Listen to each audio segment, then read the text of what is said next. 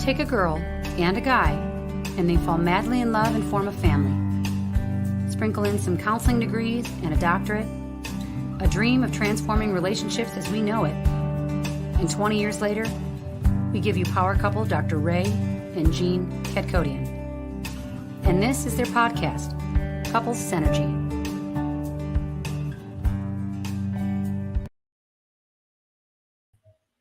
Hello and welcome to a Facebook and YouTube Live Couples Synergy. Dr. Ray and Jean are so excited to meet with you all tonight. Please join in to this conversation. The topic is shame, and specifically how it impacts our relationships.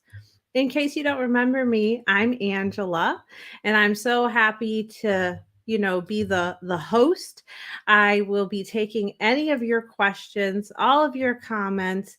Go ahead and join in. That's what makes live so special. And so what I want to do first is just let you all know that Couple Synergy has a lot of very exciting news, lots of great things coming up. One thing that we have coming up in early 2023 is another fabulous weekend intensive.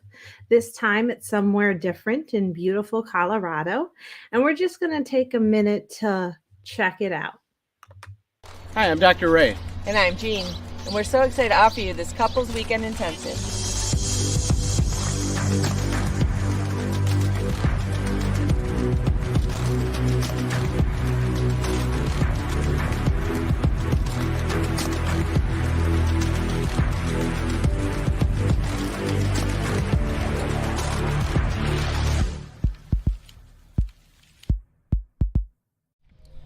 Too often we hear about couples who are in love with each other, but just feel like something is missing. The relationship has become something they long for, but their lives are driven by work, children, and everyday stress, leaving no time to nurture their connection. Just like a flower needs sunlight, water, and care, a relationship is its own living, breathing entity. Without proper care, it will wither. So we've created this fun weekend where couples can have a space to breathe life back into the most intimate parts of their relationship and create new levels of connection. On this weekend, you will learn what it takes to create and grow an amazing relationship. We've taken out the guesswork, so all you have to do is just show up and let us show you the way.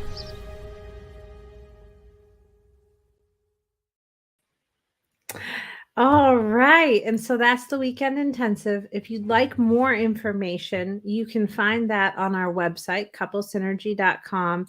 But also let me know in the comments, and we can certainly get you more information. And without further ado, let's start off this very informative Couple Synergy Live with Dr. Ray and Jean. Hey! Hello. Hey, Angie, how you doing? Hi, I'm doing great. It's been a while since we've done one of these. It has been quite a while, actually, and a lot has happened since the last time we did this, right? I can't even remember. Do you remember the last time?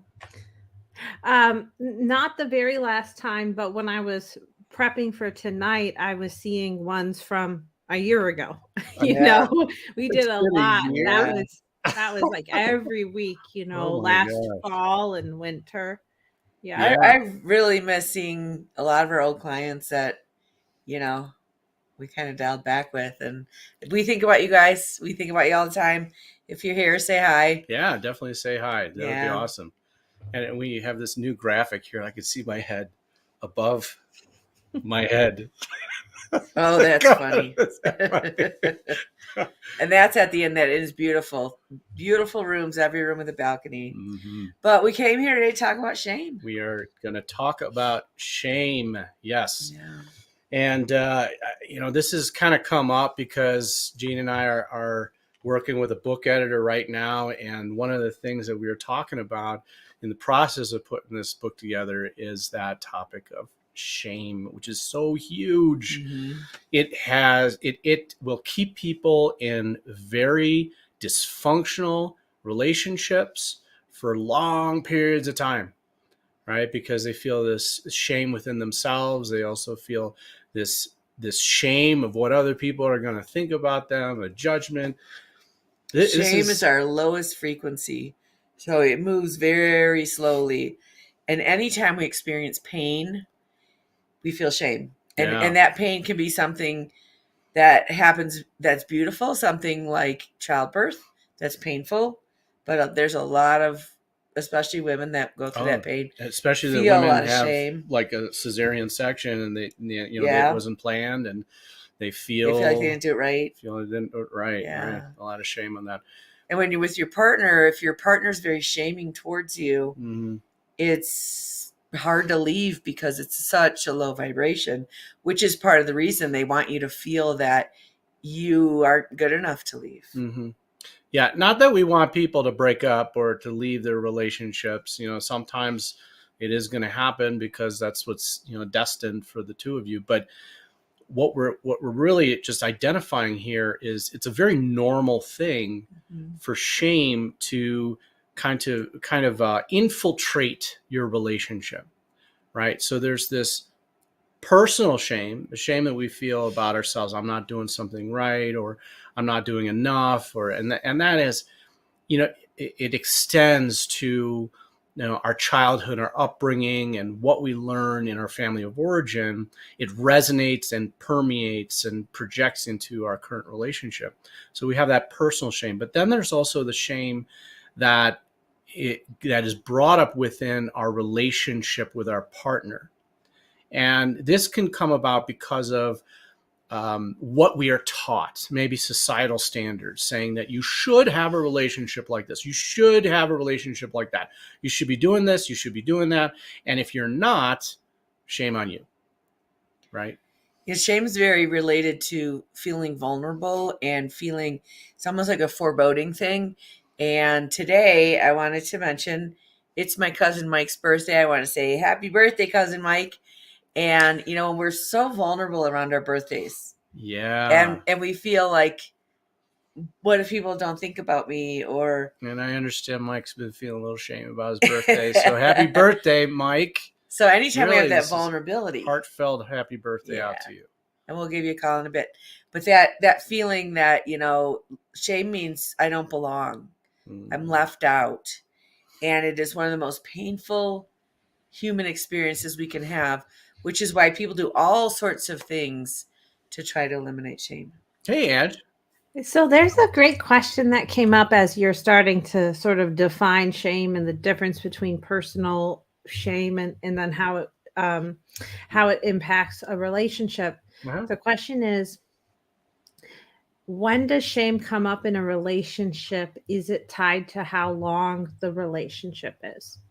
No, time is irrelevant. Everything in a relationship happens in the first month.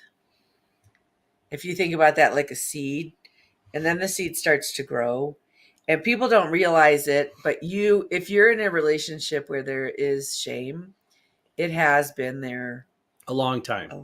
A very long. Mm-hmm. It'll manifest in many different ways, but it is something that has existed from the beginning. You see, our relationships are destined to bring up all of our pain that we have been collecting our entire life. That's just to be expected. Mm-hmm. And that's what people don't understand. It's like things are great. Oh my God, we love each other. We're so excited and all this stuff. And then all of a sudden that seems to go away. And now it's like we've got these problems that we're running into now. And we shouldn't have problems. We should be perfect, right? It's usually really subtle too, and then grows. So it might be like, oh, you got the red dress. I liked the blue one better. And you're just like, ugh. It's like a little dig. And it could be well-meaning. I did like the red dress also. So, I mean, come on. But it's just that kind of this idea that we teach people how to treat us, and that we bring a lot of unconscious messages with us. And so if a partner is talking to us one way, it's very similar to a way we were talked to in the past. So when you look at, the way your parents would talk to you or what you tolerated from friendships, that'll all be present.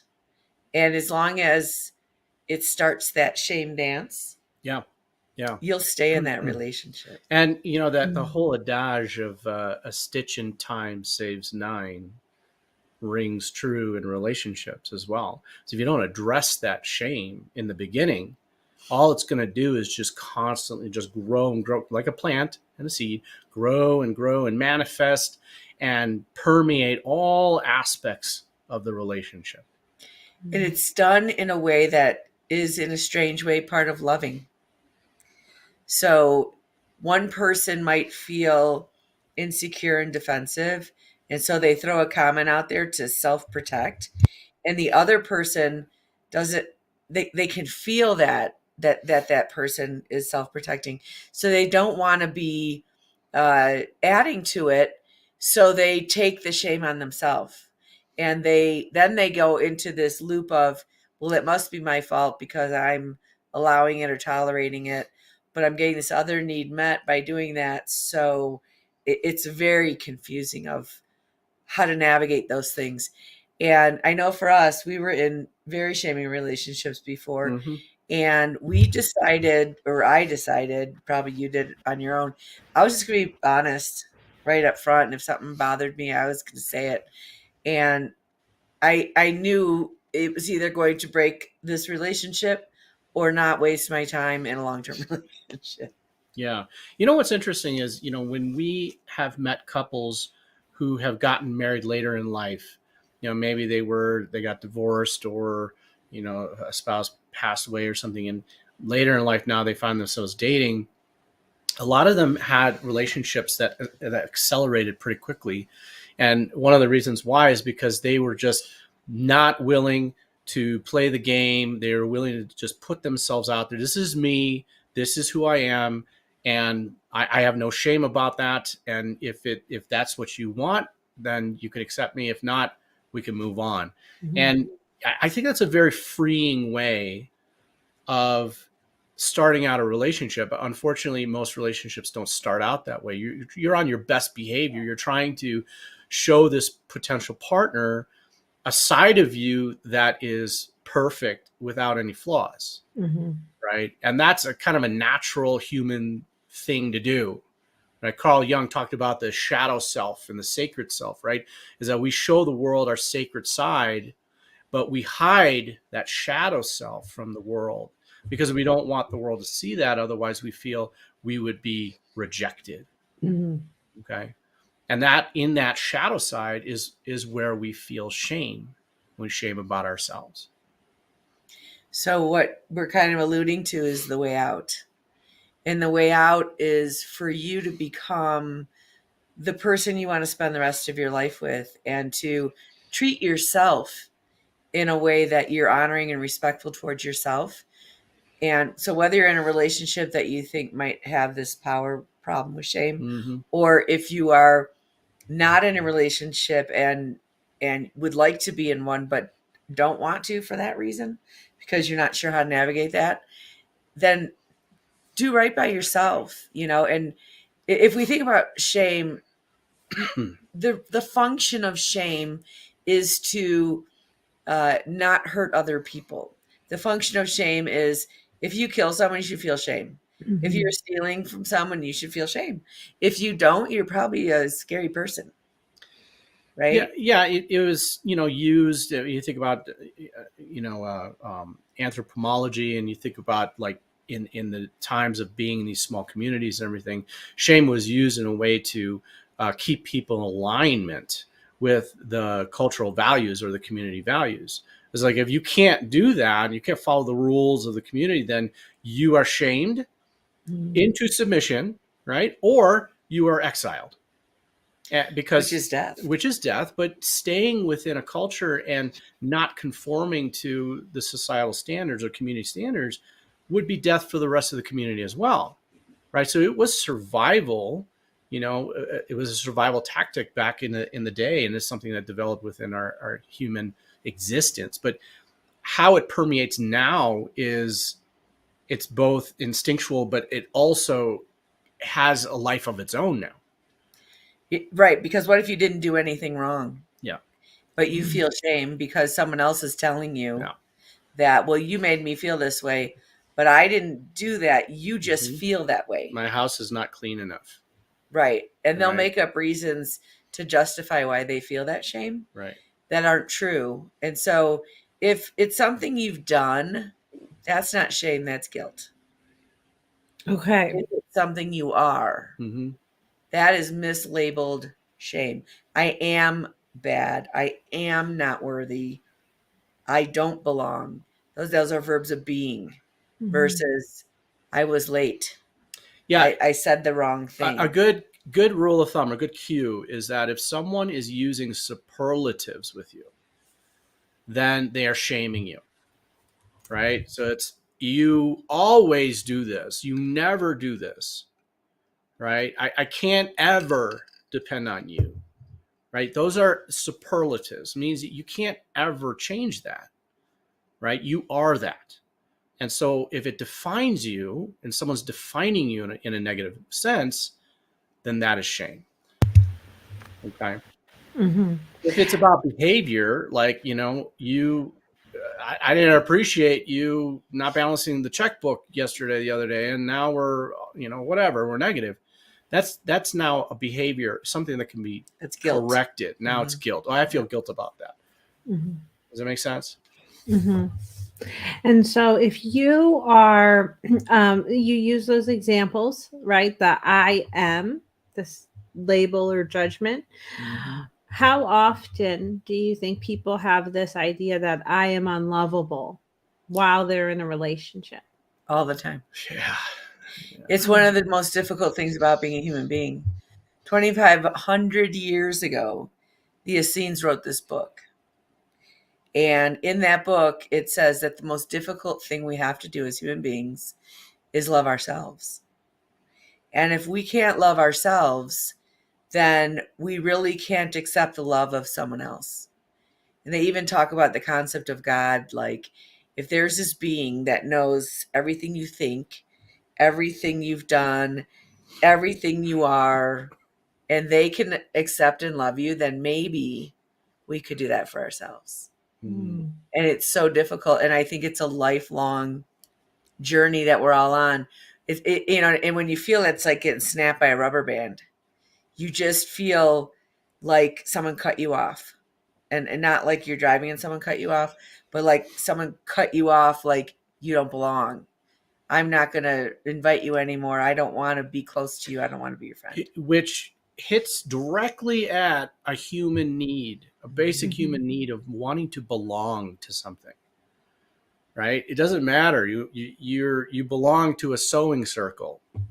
If you're rejected by that sewing circle, it cuts very, very deep, right? Yeah. So that's where shame and that need for belonging, they kind of go hand in hand with each other. I would also say that is the way out, right? So if you think about a transformation like a tunnel, and you go into a tunnel, all the light is in your past. And you have to go through this transformation into the darkness all by yourself. Like when we're born, like when we die, a transformation is I'm leaving the past behind and I'm going through something. And when I come out on the other side, because, in the middle of that darkness is terrifying. You're alone, you're scared, you're upset, and you're, really cathartic in that. And then when you think you can't stand it anymore, you'll see a light on the other end. When you come out the other side, some people that were in your life won't be there anymore. And some people in your life will be like, hello, I've missed you. And you will always be better for going through it, but it's so scary and hard to do. Well, there's the risk that you'll get there and people will be like, go back. Get out of here. Yeah, I ain't going back through that, right? That's like putting a baby back. Yeah. It ain't happening. But do you think in using that metaphor of the tunnel, if anyone is actually like, go back, they're just calling from the beginning of the tunnel at you, right? I think the people who are on the other side of the tunnel, they wouldn't want you to go back. Yeah. Right. Rarely are we gonna face that. Someone would say, go back, right? Yeah. It's the fear. It's the fear of that prevents us from going into that darkness and risking it without knowing what the outcome is. And that's why people are so willing, and many people will stay in very toxic situations for a very long time and not change anything and not leave, because this is what I know. And if I was able to survive this, if I'm able to tolerate it, then this pain is something that I'm accustomed to now, and I could survive that. And if someone is in that space, at least they know someone is still interacting with them, right? Sure. Right. I remember in the 90s, this, I believe it was Sonia Choquette, she said, and this is back in the day when you had voicemail and, you know, the answering machine.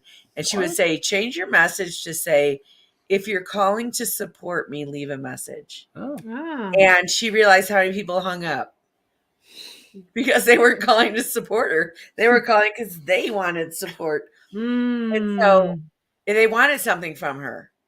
But when you put it like that, then that is the act of being good at loving. I'm calling to support you, to show up for you. And when we say, you didn't do this well enough for me, then we are shaming the other person and we are giving up our power. And there's so much better ways to do that. Yeah. Plus placing expectation, unrealistic expectation on other people, you know, that is something that we are personally responsible for. And that's where we give our power up. No one has your power that you haven't given them. And I know that that concept sounds really crazy to some people because they've never felt their power and they don't know how little along the way they give it away. You know, like if I would say, hey, Ange, why don't you smile? You're really pretty when you smile. And then you smile. Oh, I got you to smile. What else can I do? So creepy. Why don't you come over?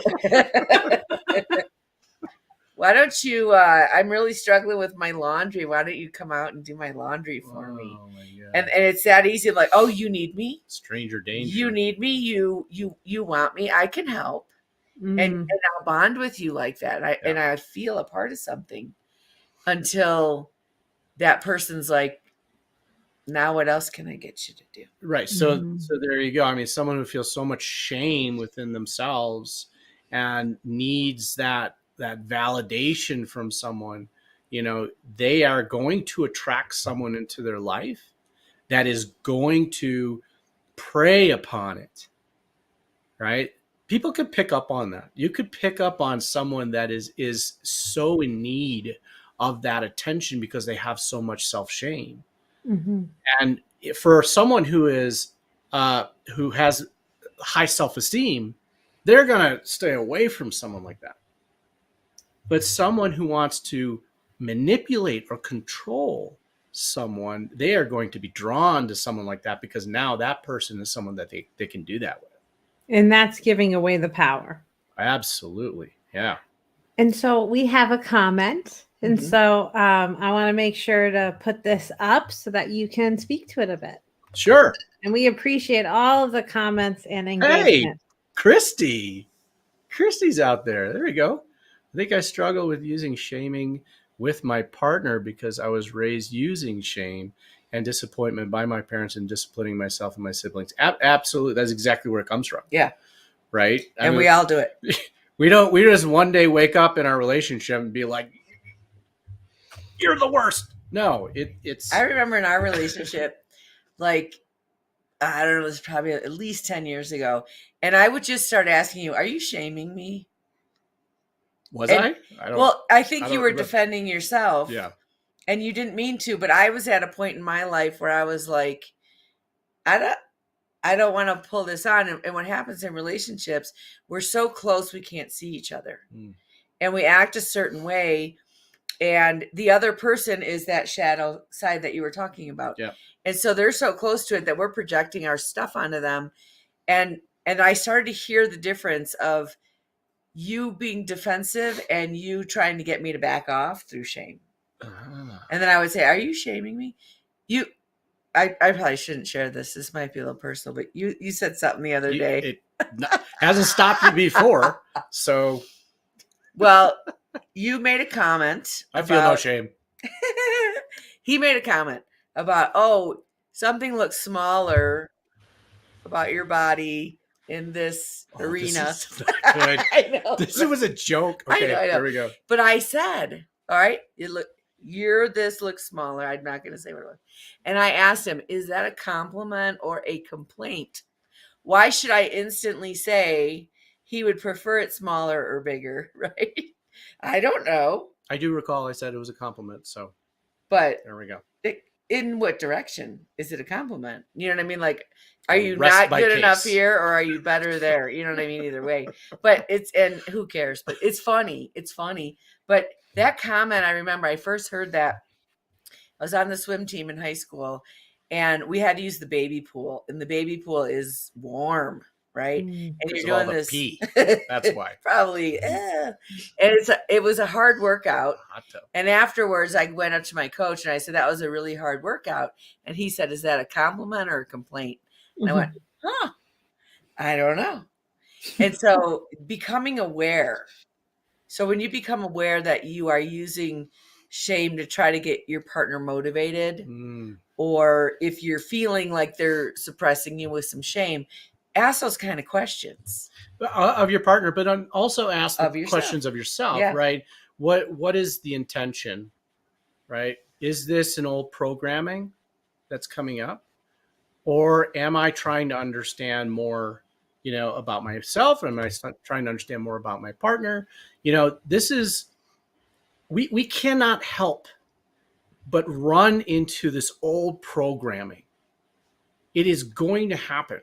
It's inevitable. You think about how many years you spent with your family of origin, right? Like with Christy's question, right? How many years did you spend in your childhood, your upbringing, all of that with your family of origin during very impressionable years, right? So this is the programming that is happening consistently over years. And then you find yourself as an adult, and now you're like, wow, there's so many more options, but the programming is still there. And so inevitably, it is something that is going to come up in a relationship, and it's something that couples are challenged to face and need to face. Otherwise, what happens is that they just create this parallel lives type of relationship, and they try to minimize the interaction and the conflict. And your partner's stuff is not about you. Nope. Even though it personally hurts you. It's Sure. not about you. They're being reactive from their childhood experiences as well. Yeah. Right. Absolutely. And so it's complicated. It's really complicated. And we all do it. And we all, if we all could slow that down, and it's easier to figure it out if you say, Ray, you just said this to me. If you said to me, is this better if this is bigger or smaller? Let's go back with that. And I take that personally and I say, oh, he wants me to change. He wants me to do something different. But if you called me a green giraffe, I'd go, well, what? And so it's really about that, taking it personally and saying, which part of this am I hooking into? Right? So in the 4 Agreements, which is a book we really love, we say, if you are making an agreement, what you're doing is, 1, you're paying attention, and 2, you are believing it. So if you called me a green giraffe, I wouldn't believe it. I'm pretty sure my neck is not very, my neck's, so I'm not a green giraffe. So I'm like, oh, okay, that's you. But when you say something that maybe does also resonate with me, I go, oh, and then you have to divvy out who's who. Yeah. Yeah. So we want to thank you guys for joining us today. It's been fun to be back. We can talk about shame all day, all day. Yep. And every single one of you out there has experienced it in one way, one form or another, just, whether it's personally or whether it's within the relationship. But it is a very, very powerful motivator in relationships, and demotivator in relationships as well. But we wanted to jump on again after a year? Hold on, I gotta say Something this. like that? We're committing to doing Tuesdays at 8 p.m. again, weekly. However, Except for next it week. doesn't work for us next week. So we will miss next week already. We are it's a traveling day for us. So We'll next see you Tuesday guys will in not. 2 weeks. In two Tuesdays, we will be back. in action. And that'll be after Thanksgiving. So really work on your shame because, you're diving back into the family for Thanksgiving. So actually, are you gonna do it right before Thanksgiving? Because that's 2 weeks from now on the 22nd. We are. We will. Yes. Okay, great. We will Yes. be. We'll be So we'll doing see you on the that. 22nd. Yes. We'll be doing that from DC, I think. Yeah, because on the 14th we'll be on an airplane. Oh, hi Deb. Oh, You got the look at text that. reminder. That's great. If anyone wants a text reminder, go to couplesynergy.com and join something connections. Connections. Is that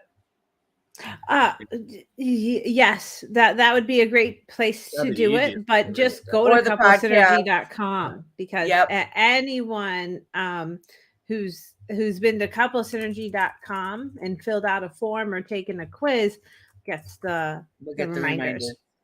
It was lovely to be here again, you guys. Have a Yeah. great week. A great 2 weeks. Oh yeah, 2 weeks. 2 Tuesdays. And Dr. Ray, do you want to do your sign off? Yeah. Awesome. Everyone knows my sign off. Is anyone going to quote it? No. Until next time, synergize your life and synergize your love.